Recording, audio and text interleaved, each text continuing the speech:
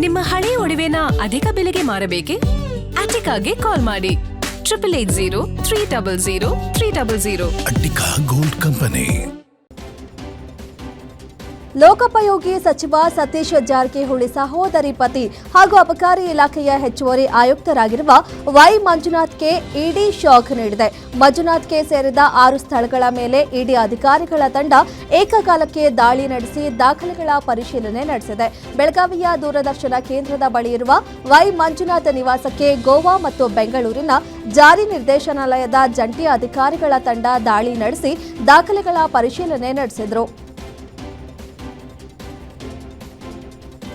ಬೆಳಗಾವಿ ಅಬಕಾರಿ ಇಲಾಖೆ ಹೆಚ್ಚುವರಿ ಆಯುಕ್ತ ವೈ ಮಂಜುನಾಥ್ ನಿವಾಸದ ಮೇಲಿನ ದಾಳಿ ಬೆನ್ನಲ್ಲೇ ಮಂಜುನಾಥ್ ಆಪ್ತರಾದ ಚಿಕ್ಕೋಡಿ ಡಿವೈಎಸ್ಪಿ ಮನೆ ಮೇಲೂ ಇಡಿ ಅಧಿಕಾರಿಗಳು ದಾಳಿ ನಡೆಸಿದ್ದಾರೆ. ಚಿಕ್ಕೋಡಿ ಅಬಕಾರಿ ಡಿವೈಎಸ್ಪಿ ವಿಶ್ವನಾಥ್ ಗಾಣಿಗೆರ ಮನೆ ಮೇಲೂ ಇಡಿ ರೇಡ್ ನಡೆದಿದೆ. ಬೆಳಗಾವಿ ನಗರದ ಬಸವ ಕಾಲೋನಿಯಲ್ಲಿರುವ ಮನೆ ಮೇಲೆ ದಾಳಿ ನಡೆಸಿರುವ ಅಧಿಕಾರಿಗಳು ದಾಖಲೆ ಪರಿಶೀಲನೆ ನಡೆಸಿದ್ದಾರೆ. ಬಾಮೈದ ಮಂಜುನಾಥ್ ಮನೆ ಮೇಲೆ ನಡೆದ ಇಡಿ ದಾಳಿ ವಿಚಾರವಾಗಿ ಸಚಿವ ಸತೀಶ್ ಜಾರಕಿಹೊಳಿ ಪ್ರತಿಕ್ರಿಯೆ ನೀಡಿದ್ದಾರೆ. ರೂಟೀನ್ ಆಗಿ ಇಡಿ ದಾಳಿ ನಡೆದಿರಬೇಕು. ಪೊಲಿಟಿಕಲ್ ಟಾರ್ಗೆಟ್ಗಾಗಿ ದಾಳಿ ನಡೆದಿದೆಯೋ ಅಥವಾ ಯಾವ ವಿಚಾರಕ್ಕೆ ದಾಳಿ ನಡೆದಿದೆ ಅನ್ನೋದು ನನಗೆ ಗೊತ್ತಿಲ್ಲ. ಸಂಪೂರ್ಣ ಮಾಹಿತಿ ಬರೋವರೆಗೂ ಏನೂ ಹೇಳೋದಕ್ಕೆ ಆಗಲ್ಲ. ವಿವರ ಗೊತ್ತಾಗಬೇಕು ಅಂದ್ರೆ ನಾಳೆವರೆಗೆ ಕಾದು ನೋಡೋಣ ಎಂದು ಹೇಳಿದ್ರು.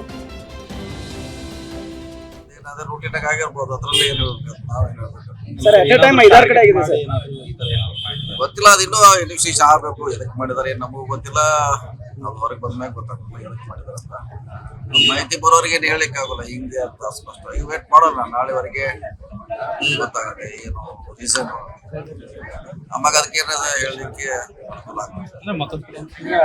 ಜಾರಕಿಹೊಳಿ ಕುಟುಂಬದ ನಿಮ್ ಬಾಮೈದ ಬೇರೆ ಸರ್ ಅವರು ಇರ್ಬೋದು. ಅದು ನೋಡೋಣ. ಮಾಹಿತಿ ಬರ್ದೆ ಏನು ಹೇಳಿಕ್ಕೆ ಆಗಲ್ಲ. ಯಾವ ರೀಸನ್ಗೆ ಅವರು ರೇಡ್ ಮಾಡಿದಾರೆ, ಅವ್ರು ಏನು ಕೇಳಿದಾರೆ, ದಾಖಲೆ ಏನು ಅವ್ರು ಕೊಡಬೇಕು. ಮತ್ತೆ ನಾಳೆ ಮಟ್ಟ ವೇಟ್ ಮಾಡೋಣ. ಏನಂತ ಅರ್ಜೆಂಟ್ ಏನಿಲ್ಲ. ಇವತ್ತು ಅಟ್ ಎ ಟೈಮ್ 7 ಕಡೆನೂ ಆಗಿದೆ ಸರ್. ಯಾವ್ದು 7 ಕಡೆ ಆಗಿರ್ಬೋದು, 8, 10 ಆಗಿರ್ಬೋದು, ಅದು ಗೊತ್ತಿಲ್ಲ. ಟಿವಿಯಲ್ಲಿ ಬರ್ತಾರೆ, ನಾವು ನೋಡಿದ್ವಿ ಅಷ್ಟೇ. ಸೊ ನಾಳೆಗೆ ಅದ್ರ ಬಗ್ಗೆ ಹೇಳೋಣ. ಮಾಹಿತಿ ಸಿಕ್ಕಾಗ ಹೇಳ್ತೀವಿ. ಈಗ ಹೆಂಗ್ ಹೇಳತ್ತಿಲ್ಲ. ನಾಳೆ ಬೇಕು ರಾಜಕೀಯ ಐತೋ ಇಲ್ಲ ಅನ್ನೋದು ನಾಳೆ ಗೊತ್ತಾಗುತ್ತೆ. ಇವತ್ತು ಗೊತ್ತಾಗುತ್ತೆ. ಕಂಪ್ಲಿ ಶಾಸಕ ಗಣೇಶ್ಗೆ ಸಚಿವ ಸ್ಥಾನ ನೀಡುವಂತೆ ಆಗ್ರಹಿಸಿ ಬಳ್ಳಾರಿಯಲ್ಲಿ ಬೃಹತ್ ಪ್ರತಿಭಟನೆ ನಡೆಸಲಾಯಿತು. ಶಾಸಕ ಗಣೇಶ್ ಬೆಂಬಲಿಗರು ರಾಯಲ್ ವೃತ್ತದವರೆಗೆ ಪ್ರತಿಭಟನೆ ನಡೆಸಿ 2 ಬಾರಿ ಶಾಸಕರಾಗಿರೋ ಗಣೇಶ್ ಜನಸೇವಕ, ಯಾವುದೇ ಕಪ್ಪು ಚುಕ್ಕೆ ಇಲ್ಲದೆ ಸೇವೆ ಮಾಡಿದ್ದಾರೆ. ಅವರ ಸೇವೆ ಪರಿಗಣಿಸಿ ಸಚಿವ ಸ್ಥಾನ ನೀಡಬೇಕೆಂದು ಒತ್ತಾಯಿಸಿದರು.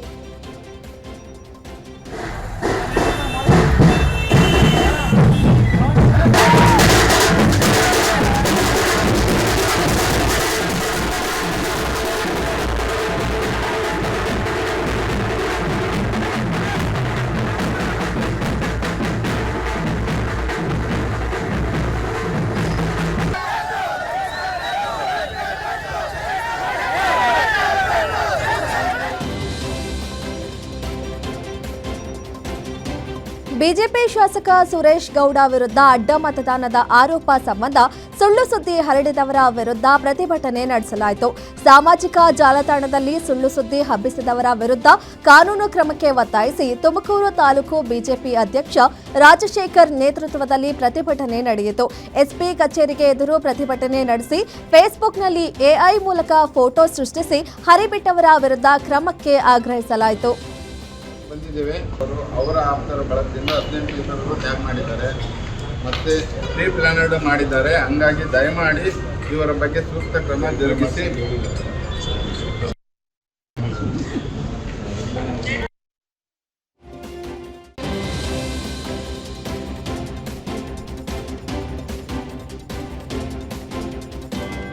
ಸಚಿವ ಸಂಪುಟ ಪುನಾರಚನೆಗೆ ಜಿಲ್ಲಾ ಉಸ್ತುವಾರಿ ಸಚಿವರ ನೇಮಕ ವಿಚಾರವಾಗಿ ಕಲಬುರಗಿಯಲ್ಲಿ ವೈದ್ಯಕೀಯ ಸಚಿವ ಶರಣಪ್ರಕಾಶ್ ಪಾಟೀಲ್ ಪ್ರತಿಕ್ರಿಯೆ ನೀಡಿದ್ದಾರೆ. ಆದಷ್ಟು ಬೇಗ ನಮ್ಮ ಹೈಕಮಾಂಡ್ ನಿರ್ಧಾರ ತೆಗೆದುಕೊಳ್ಳಲಿದೆ. ರಾಜ್ಯಸಭೆ ಮತ್ತು ವಿಧಾನ ಪರಿಷತ್ ಚುನಾವಣೆ ಹಿನ್ನೆಲೆ ಜಿಲ್ಲಾ ಉಸ್ತುವಾರಿ ಸಚಿವರ ನೇಮಕ ತಡವಾಗಿದೆ. ನಮ್ಮ ನಾಯಕರು ದೆಹಲಿಗೆ ಹೋಗಿ ಆದಷ್ಟು ಬೇಗ ಸಚಿವ ಸಂಪುಟದ ಬಗ್ಗೆ ನಿರ್ಧಾರ ಮಾಡ್ತಾರೆ ಅಂತ ಹೇಳಿದರು. Cabinet expansion I am not A party. ಯಾಕಂದರೆ ನಿಮ್ಗೆ ಗೊತ್ತಿದೆ, ಈಗ ಮಾನ್ಯ ಮುಖ್ಯಮಂತ್ರಿಗಳು ಕೂಡ ಮೊನ್ನೆ ಹೇಳಿದ್ದಾರೆ ಏನಂದರೆ ಈಗ ಇವೆಲ್ಲ ಚುನಾವಣೆಗಳು ಎಲ್ಲ ಮುಗಿದಿವೆ. ಈಗ ಈಗ ನಾವು ವರಿಷ್ಠರು ಡೆಲ್ಲಿಗೆ ಇವತ್ತು, ಯಾಕಂದ್ರೆ ಮಾನ್ಯ ಮುಖ್ಯಮಂತ್ರಿಗಳು ನಮ್ಮ ಸೆಂಟ್ರಲ್ ಲೀಡರ್ಸ್ ಜೊತೆ ಡಿಸ್ಕಸ್ ಮಾಡಿ ಫೈನಲ್ ಮಾಡ್ತೀವಿ, ಅತಿ ಶೀಘ್ರದಲ್ಲಿ ಮಾಡ್ತೀವಿ ಅಂತ ಹೇಳಿದ್ದಾರೆ. He wants to do it immediately. ಇಲ್ಲ, ಎರಡೂ ಮಾಡ್ತಾರೆ, ಸಚಿವ ಸಂಪುಟ ಎಕ್ಸ್ಪಾನ್ಷನ್ ಮಾಡ್ತಾರೆ, ಆಮೇಲೆ ಜಿಲ್ಲಾ ಉಸ್ತುವಾರಿ ಕೂಡ ಮಾಡ್ತೀವಿ ಅಂತ ಹೇಳಿದ್ದಾರೆ. ಸಚಿವ ಸಂಪುಟ ಈಗ ಅದನ್ನ ಯಾವಾಗ ಆಗ್ತಾರೆ ಅಂತ ನಾನು ಹೇಳಕ್ಕಾಗಲ್ಲ. ಅವ್ರು ನಮ್ಮ ವರಿಷ್ಠರು, ಅವ್ರು ನಮ್ಮ ಮಾನ್ಯ ಮುಖ್ಯಮಂತ್ರಿಗಳಿಗೆ ಮತ್ತು ನಮ್ಮ ಮಾಜಿ ಮುಖ್ಯಮಂತ್ರಿಗಳೆಲ್ಲ ಕಾಂಗ್ರೆಸ್ ಸಮಾರಂಭದ ಬ್ಯಾನರ್ನಲ್ಲೇ ಮಾಜಿ ಸಿಎಂ ಸಿದ್ದರಾಮಯ್ಯ ಫೋಟೋ ಮಿಸ್ ಆಗಿದ್ದು ಕಲಬುರಗಿ ರಾಜಕೀಯ ವಲಯದಲ್ಲಿ ಹೊಸ ವಿವಾದ ಹುಟ್ಟಿಕೊಂಡಿದೆ. ಕಲಬುರಗಿಯ ಕಾಂಗ್ರೆಸ್ ಕಚೇರಿಯಲ್ಲಿ ಎಂಎಲ್ಸಿ ತಿಪ್ಪಣ್ಣಪ್ಪ ಕಮಕನೂರ್ ಅಭಿನಂದನಾ ಸಮಾರಂಭ ನಡೆಯಿತು. ವೇದಿಕೆ ಬ್ಯಾನರ್ನಲ್ಲಿ ಮಾಜಿ ಸಿಎಂ ಸಿದ್ದರಾಮಯ್ಯ ಫೋಟೋ ಕೈಬಿಡಲಾಗಿದೆ. ಸಿದ್ದರಾಮಯ್ಯ ಫೋಟೋ ಕೈಬಿಟ್ಟದ್ದಕ್ಕೆ ಕುರುಬ ಸಮುದಾಯದ ಆಕ್ರೋಶ ವ್ಯಕ್ತಪಡಿಸಿದ್ದು, ಜನಪ್ರಿಯ ನಾಯಕನ ಕಡೆಗಣನೆ ಸರಿಯಲ್ಲ ಅಂತ ಕಿಡಿಕಾರಿದ್ರು. ಫೋಟೋವನ್ನ ಕೈಬಿಟ್ಟಿರ್ತಕ್ಕಂಥದ್ದು ಅತ್ಯಂತ ಖಂಡನರ. ಇದನ್ನ ಕೋಮರಾಮ್ ಭೀಮ್ ಗೊಂಡ್ ಕುರುಬ ಸಂಘ ಕಲಬುರಗಿ ತೀವ್ರವಾಗಿ ಖಂಡಿಸ್ತದೆ.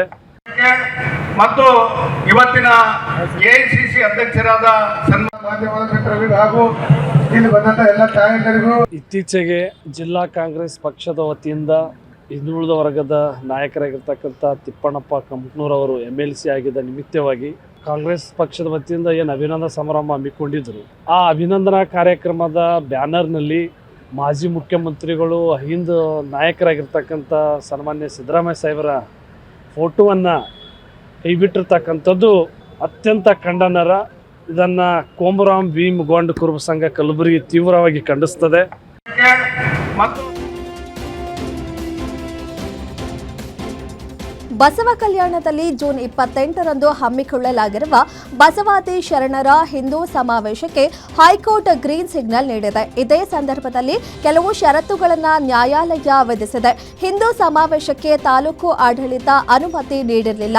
ಆದರೆ ಇದನ್ನು ಪ್ರಶ್ನಿಸಿ ಆಯೋಜಕರು ಕಲಬುರಗಿ ಹೈಕೋರ್ಟ್ ಪೀಠದ ಮೊರೆ ಹೋಗಿದ್ರು. ಪ್ರಕರಣದ ಅಂತಿಮ ವಿಚಾರಣೆ ನಡೆಸಿದ ನ್ಯಾಯಾಲಯ ಕನ್ಹೇರಿ ಶ್ರೀಗಳ ಭಾಷಣಕ್ಕೆ ಬ್ರೇಕ್ ಹಾಕಿದೆ. ಶ್ರೀಗಳು ಸಮಾವೇಶದಲ್ಲಿ ಭಾಗಿಯಾಗಬಹುದು, ಆದರೆ ಭಾಷಣ ಮಾಡುವಂತಿಲ್ಲ ಅಂತ ಹೈಕೋರ್ಟ್ ಸೂಚಿಸಿದೆ. ಸಮಾವೇಶದಲ್ಲಿ 2500 ಜನರಷ್ಟೇ ಭಾಗವಹಿಸಲು ಅನುಮತಿ ನೀಡಲಾಗಿದೆ.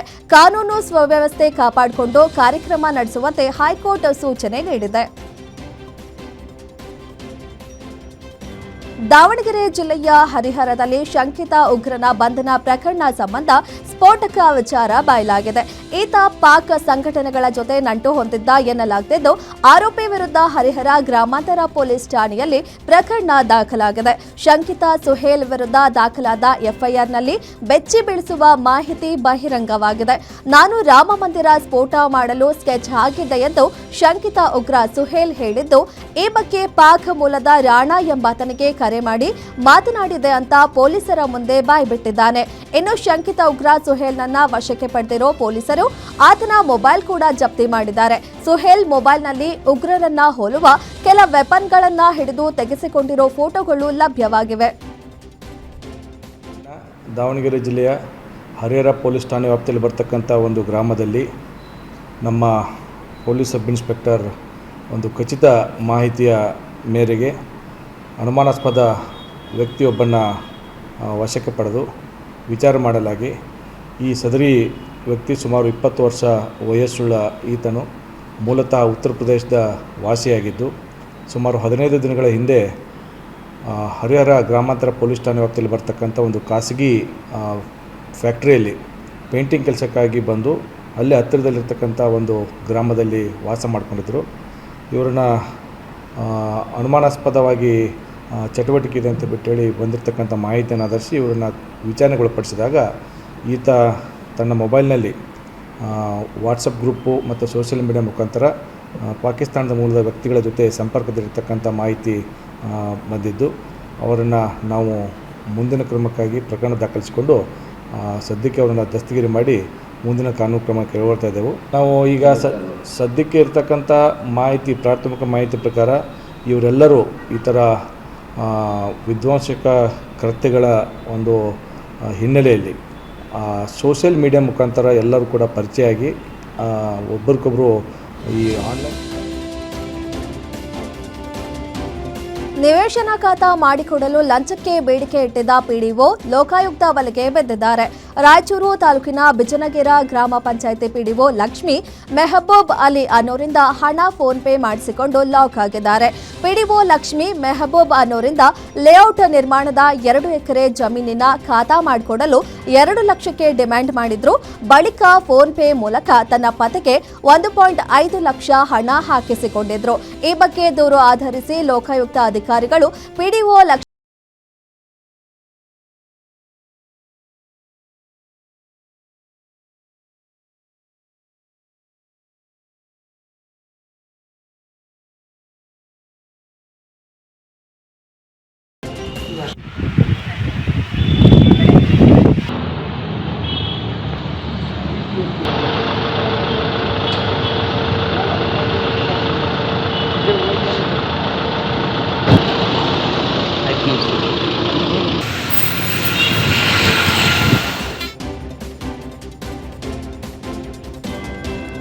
ಬಿಡದಿ ಟೌನ್ಶಿಪ್ ಯೋಜನೆಗೆ ವಿಪಕ್ಷಗಳ ವಿರೋಧದ ಸಂಬಂಧ ವಿಜಯಪುರದಲ್ಲಿ ಕೈಗಾರಿಕಾ ಸಚಿವ ಎಂಬಿ ಪಾಟೀಲ್ ಪ್ರತಿಕ್ರಿಯೆ ನೀಡಿದ್ದಾರೆ. 2006ರಲ್ಲಿ ಬಿಡದಿ ಟೌನ್ಶಿಪ್ ಆರಂಭ ಮಾಡಿದ್ದ ಕುಮಾರಸ್ವಾಮಿ ಡಿಕೆ ಶಿವಕುಮಾರ್ ಮುಖ್ಯಮಂತ್ರಿ ಆಗಿರೋದ್ರಿಂದ ಜೆಡಿಎಸ್ನವರು ರಾಜಕೀಯ ಬೇಳೆ ಬೇಯಿಸಿಕೊಳ್ತಿದ್ದಾರೆ. ಕುಮಾರಸ್ವಾಮಿ ಅಧಿಕಾರದಲ್ಲಿ ಇದ್ದಾಗ ಬಿಡದಿ ಟೌನ್ಶಿಪ್ ಕೈ ಬಿಡಬಹುದಿತ್ತು ಅಂತ ವಾಗ್ದಾಳಿ ನಡೆಸಿದ್ರು. ಬಿಡದಿ ವಿಚಾರದಲ್ಲಿ 2006ರಿಂದ ಯಾಕಂದ್ರೆ ನನ್ನ KDBದಲ್ಲೂ ಕೂಡ ಅದು ಹಿಂದೆ ನಾವು ಕೆಲವೊಂದು ನಿರ್ಧಾರಗಳನ್ನು ತಗೊಂಡುಕೊಂಡಿದ್ದೀವಿ. 2006ರಿಂದ ಅಂದರೆ ಸುಮಾರು 20 ವರ್ಷದಿಂದ ನಡ್ಕೊಂಡು ಬಂದಿದೆ. 20 ವರ್ಷದಲ್ಲಿ ಎಲ್ಲ ರಾಜಕೀಯ ಪಕ್ಷಗಳು ಕಾಂಗ್ರೆಸ್ಸು, ಜನತಾದಳ, BJP ಎಲ್ಲರೂ ಕೂಡ ಇವತ್ತು ದಿವಸ ಅದರಲ್ಲಿ ಆಡಳಿತದಾಗಿದ್ದರು. ಅದನ್ನು ಪ್ರಾರಂಭ ಮಾಡಿದ್ದೇ ಇವತ್ತು ದಿವಸ 2006ರಲ್ಲಿ ಶ್ರೀ ಕುಮಾರಸ್ವಾಮಿ ಅವರು ಬಿಡದಿ ಟೌನ್ಶಿಪ್ ಸಲುವಾಗಿ. ಮುಂದೆ DLFನವರು ಬಂದರು, ಅವರು ವಲ್ಲ ಅಂತ ಬಿಟ್ಟು ಹೋದರು. ಮುಂದೆ ಅದನ್ನು IT ಪಾರ್ಕಿಗೆ ಇದು ಮಾಡಿದ್ರು, ಅವರು ಇಲ್ಲ ಅಂತ ಹೇಳಿದ್ರು. ಹೀಗಾಗಿದೆಲ್ಲ ಭಾಳಷ್ಟು ನೀರು ಹರಿದೋಗಿದೆ. ಬಿಡದಿ ವಿಚಾರದಲ್ಲಿ ಹಾಸ್ಟೆಲ್ನಲ್ಲಿ ನೇಣು ಬಿಗಿದುಕೊಂಡು ವಿದ್ಯಾರ್ಥಿನಿ ಆತ್ಮಹತ್ಯೆ ಮಾಡಿಕೊಂಡಿರೋ ಘಟನೆ ಕಲಬುರಗಿ ಜಿಲ್ಲೆ ಸೇಡಂ ಪಟ್ಟಣದಲ್ಲಿರೋ BCM ವಸತಿ ನಿಲಯದಲ್ಲಿ ನಡೆದಿದೆ. ಚಂದ್ರಿಕಾ ತಿಪ್ಪೇಸ್ವಾಮಿ ಮೃತ ವಿದ್ಯಾರ್ಥಿನಿ. ಸರ್ಕಾರಿ ಪ್ರಥಮ ದರ್ಜೆ ಕಾಲೇಜಿನಲ್ಲಿ BSc ಓದ್ತಿದ್ದ ಚಂದ್ರಿಕಾ ವಸತಿ ನಿಲಯದಲ್ಲಿ ಯಾರೂ ಇಲ್ಲದ ವೇಳೆ ಆತ್ಮಹತ್ಯೆ ಮಾಡಿಕೊಂಡಿದ್ದಾಳೆ. ಘಟನಾ ಸ್ಥಳಕ್ಕೆ ಪೊಲೀಸರು ಭೇಟಿ ನೀಡಿ ಪರಿಶೀಲನೆ ನಡೆಸಿದ್ದು ಸೇಡಂ ಪೊಲೀಸ್ ಠಾಣೆಯಲ್ಲಿ ಪ್ರಕರಣ ದಾಖಲಾಗಿದೆ.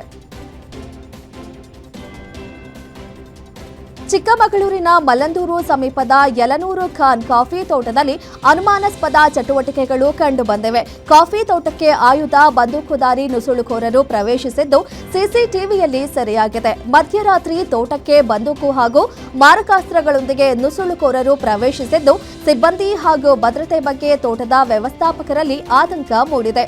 ಈ ಹಿನ್ನೆಲೆ ತೋಟದ ಹಿರಿಯ ವ್ಯವಸ್ಥಾಪಕಿ ದಿವ್ಯಾ ಪೊಲೀಸರಿಗೆ ದೂರು ನೀಡಿದ್ದು ಮಲ್ಲಂದೂರು ಪೊಲೀಸ್ ಠಾಣೆಯಲ್ಲಿ ಪ್ರಕರಣ ದಾಖಲಾಗಿದೆ. ನಾಡಪ್ರಭು ಕೆಂಪೇಗೌಡರ 517ನೇ ಜನ್ಮದಿನೋತ್ಸವ ಹಿನ್ನೆಲೆ ಏರ್ಪೋರ್ಟ್ನ ಕೆಂಪೇಗೌಡ ಪ್ರತಿಮಾ ಮುಂದೆ ಆಹ್ವಾನ ಪತ್ರಿಕೆ ಬಿಡುಗಡೆಗೊಳಿಸಲಾಯಿತು. ಜೂನ್ 27ರಂದು ಜ್ಞಾನಜ್ಯೋತಿ ಸಭಾಂಗಣದಲ್ಲಿ ನಡೆಯಲಿರುವ ಕಾರ್ಯಕ್ರಮದ ಆಹ್ವಾನ ಪತ್ರಿಕೆಯನ್ನ ಮಾಜಿ ಸಚಿವ ಅಶ್ವತ್ಥ ನಾರಾಯಣ್ ಕೆಂಪೇಗೌಡ ಪ್ರತಿಷ್ಠಾನ ಅಧ್ಯಕ್ಷರ ನೇತೃತ್ವದಲ್ಲಿ ಬಿಡುಗಡೆ ಮಾಡಲಾಯಿತು. ಕಾರ್ಯಕ್ರಮದಲ್ಲಿ ಮಠಾಧೀಶರು, ರಾಜಕೀಯ ನಾಯಕರು ಭಾಗವಹಿಸಿದ್ದು ವಿವಿಧ ಕ್ಷೇತ್ರದಲ್ಲಿ ಸಾಧನೆ ಮಾಡಿದ ಗಣ್ಯರಿಗೆ ಸನ್ಮಾನವನ್ನ ಮಾಡಲಾಗುತ್ತೆ. ಇನ್ನು ಆಹ್ವಾನ ಪತ್ರಿಕೆ ಬಿಡುಗಡೆ ಕಾರ್ಯಕ್ರಮದಲ್ಲಿ ಒಕ್ಕಲಿಗ ಸಮುದಾಯದ ನಾಯಕರು, ಸಾರ್ವಜನಿಕರು ಭಾಗಿಯಾಗಿದ್ದರು. ಮನೆಯ ಹಿಂಭಾಗ ಗಾಂಜಾ ಗಿಡ ಬೆಳೆದಿದ್ದ ವ್ಯಕ್ತಿಯನ್ನ ಅಬಕಾರಿ ಇಲಾಖೆ ಅಧಿಕಾರಿಗಳು ಬಂಧಿಸಿದ್ದಾರೆ. ಕೋಲಾರ ತಾಲೂಕಿನ ಹೊದಲವಾಡಿ ಗ್ರಾಮದಲ್ಲಿ ಚಂದ್ರಪ್ರಕಾಶ್ ಎಂಬಾತ ತನ್ನ ಮನೆಯ ಹಿಂಭಾಗದಲ್ಲಿ 22 ಗಾಂಜಾ ಗಿಡಗಳನ್ನು ಬೆಳೆಸಿದ್ದ. ಕೋಲಾರ ಅಬಕಾರಿ ಡಿವೈಎಸ್ಪಿ ಶ್ರೀನಿವಾಸ ಮೂರ್ತಿ ನೇತೃತ್ವದಲ್ಲಿ ದಾಳಿ ನಡೆಸಿ ಚಂದ್ರಪ್ರಕಾಶ್ನನ್ನ ಅಬಕಾರಿ ಇಲಾಖೆ ಅಧಿಕಾರಿಗಳು ಬಂಧಿಸಿದ್ದಾರೆ. ಆಸ್ತಿಗಾಗಿ ಅಣ್ಣ ತಂಗಿಯರ ಜಗಳ ಹಿನ್ನೆಲೆ ಮರಣ ಹೊಂದಿದ ತಂದೆಯ ಮೃತದೇಹವನ್ನೇ ಪೊಲೀಸರು ಹೊರತೆಗೆದಿದ್ದಾರೆ. ಹಾವೇರಿ ಜಿಲ್ಲೆಯ ಸವಣೂರು ತಾಲೂಕಿನ ಶಿರಬಡಗಿ ಗ್ರಾಮದಲ್ಲಿ ಕಳೆದ 9 ದಿನಗಳ ಹಿಂದೆ ಜಮೀನಿನಲ್ಲಿ ಗುರುಬಸಪ್ಪ ಎಂಬುವವರು ಮೃತಪಟ್ಟಿದ್ರು. ಆಸ್ತಿಗಾಗಿ ತಂದೆಯನ್ನ ಮಗನೇ ಕೊಲೆ ಮಾಡಿರುವ ಅನುಮಾನ ಇದೆ ಅಂತ ತಾಯಿ ರುದ್ರಮ್ಮ ದೂರು ನೀಡಿದ್ರು.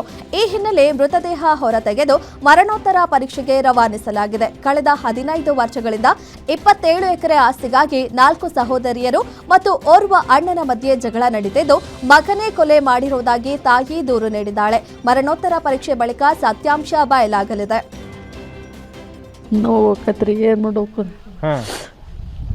ಹೋಗೇ ಬಿಟ್ರ ಬಿಟ್ಟು ಎಲ್ಲ ಅದು ನಮಗೆ ಸಂಶಯ ಬಂದೈತ್ರಿ ಮಗನ ಮ್ಯಾಗ ಮತ್ತೆ ಯಾರು ಮಂದಿ ಮಾಡಿಲ್ಲ ಮಗನ ಮ್ಯಾಗ ಸಂಶಯ ಬಂದಿರೋದು ಅವನ ಮಾಡಿಸಿರೋದು ಅವನ ಮಾಡಿರೋದು ನಿಂತು ದೂರ ನಿಂತು ಹೇಳಿ ಮಾಡ್ಸೋನು ಅದಾರ ಇಲ್ಲ ಅಂತೀರಿ ಇದು ಆಸ್ತಿ ಬಗ್ಗೆ ರೀ ಆಸ್ತಿ ಬಗ್ಗೆ ಮಾಡೋದು ಹಗಲೆಲ್ಲ ಮಾಡಂಗಿಲ್ಲ ಹಂಗ ತಿಸ್ ಅನ್ಕಂತ ಬಿಕ್ಕಂತ ಅಡ್ಡಾಡೋದು ಲಮಣ್ಯರಿಗೆ ಹೊಲ ಕೊಟ್ಟು ಲಮಣ್ಯರಿಗೆ ಕೊಟ್ಟಾಗನ ಇರೋದು ಹಾಂ ಇವತ್ತಿಗೇನೂ ಇಲ್ರಿ 14-15 ವರ್ಷ ಆತು ಮದುವೆ ಆಗಿ ಇವತ್ತಿಗೇನೂ ಇಲ್ಲ ಅವ ಹೇಳ್ತಾನೆ ಸುಳ್ಳು ಹೇಳ್ತಾನೆ ರೀ ಅದನ್ನ ಹೆಂಗೆ ನಂಬುತ್ತೀರಿ ನೀವು ಸುಳ್ಳು ಹೇಳ್ತಾನಂತ ಹೆಂಗೆ ನಂಬ್ತೀರಿ ಅವ ಸಾಹಸ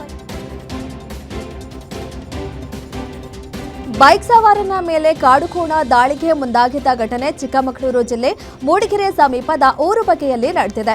ಜಗನ್ನಾಥ್ ಎಂಬಾತ ಬೈಕ್ನಲ್ಲಿ ಚಲಿಸುತ್ತಿದ್ದ ವೇಳೆ ಕಾಡುಕೋಣ ದಾಳಿಗೆ ಮುಂದಾಗಿದೆ. ಕಾಡುಕೋಣ ಕಂಡು ಗಾಬರಿಯಿಂದ ಬೈಕ್ ಸವಾರ ಕೆಳಗೆ ಬಿದ್ದಿದ್ದಾನೆ. ಗಾಯಾಳುವಿಗೆ ಮೂಡಿಗೆರೆ ಆಸ್ಪತ್ರೆಯಲ್ಲಿ ಚಿಕಿತ್ಸೆ ಮುಂದುವರೆದಿದೆ. ಪೆಟ್ರೋಲ್ ಹಾಗೂ ಡೀಸೆಲ್ ಬೆಲೆ ಏರಿಕೆ ವಿರೋಧಿಸಿ ಕರ್ನಾಟಕ ಚಾಲಕರ ಒಕ್ಕೂಟದ ನೇತೃತ್ವದಲ್ಲಿ ಪ್ರತಿಭಟನೆ ನಡೆಸಲಾಯಿತು. ಹುಬ್ಬಳ್ಳಿಯ ಅಂಬೇಡ್ಕರ್ ವೃತ್ತದಿಂದ ಮಿನಿ ವಿಧಾನಸೌಧದವರೆಗೆ ಮೆರವಣಿಗೆ ಮಾಡಿ ಕೇಂದ್ರ ಮತ್ತು ರಾಜ್ಯ ಸರ್ಕಾರಗಳ ವಿರುದ್ಧ ಘೋಷಣೆ ಕೂಗಿ ಆಕ್ರೋಶ ಹೊರಹಾಕಿದ್ರು. ಡೀಸೆಲ್ ಮತ್ತು ಪೆಟ್ರೋಲ್ ದರ ಏರಿಸಿ ಸರ್ಕಾರ ಗಾಯದ ಮೇಲೆ ಬರೆ ಎಳೆದಿದೆ. ಕಚ್ಚಾ ತೈಲದ ಬೆಲೆ ಇಳಿಕೆಯಾದ ನಂತರವೂ ಪೆಟ್ರೋಲ್ ಡೀಸೆಲ್ ಬೆಲೆ ಇಳಿಕೆ ಮಾಡ್ತಿಲ್ಲ. ಕೂಡಲೇ ಡೀಸೆಲ್ ಮತ್ತು ಪೆಟ್ರೋಲ್ ದರ ಇಳಿಕೆ ಮಾಡುವಂತೆ ಪ್ರತಿಭಟನಾಕಾರರು ಆಗ್ರಹಿಸಿದ್ರು. ತಹಶೀಲ್ದಾರರ ಮೂಲಕ ಕೇಂದ್ರ ಮತ್ತು ರಾಜ್ಯ ಸರ್ಕಾರಗಳಿಗೆ ಮನವಿಯನ್ನ ಸಲ್ಲಿಸಿದ್ರು.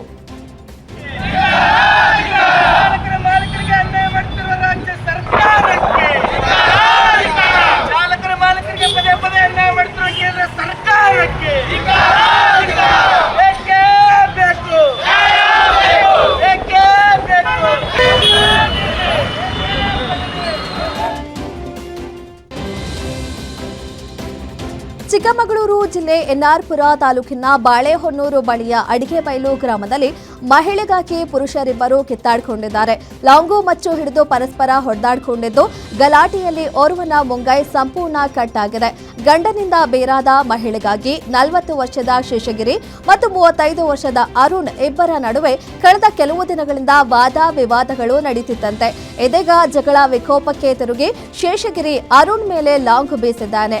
ಈ ವೇಳೆ ಅರುಣ್ ತಪ್ಪಿಸಿಕೊಳ್ಳುವುದಕ್ಕಾಗಿ ಕೈ ಅಡ್ಡ ಕೊಟ್ಟ ಹಿನ್ನೆಲೆ ಮುಂಗೈ ಸಂಪೂರ್ಣವಾಗಿ ತುಂಡಾಗಿ ಕೆಳಗೆ ಬಿದ್ದಿದೆ. ಸದ್ಯ ಚಿಕ್ಕಮಗಳೂರಿನ ಪ್ರಾಥಮಿಕ ಚಿಕಿತ್ಸೆ ಬಳಿಕ ಅರುಣ್ನನ್ನ ಹೆಚ್ಚಿನ ಚಿಕಿತ್ಸೆಗಾಗಿ ಮಂಗಳೂರಿಗೆ ರವಾನಿಸಲಾಗಿದೆ. ಈ ಸಂಬಂಧ ಬಾಳೆಹೊನ್ನೂರು ಪೊಲೀಸ್ ಠಾಣೆಯಲ್ಲಿ ಪ್ರಕರಣ ದಾಖಲಾಗಿದೆ.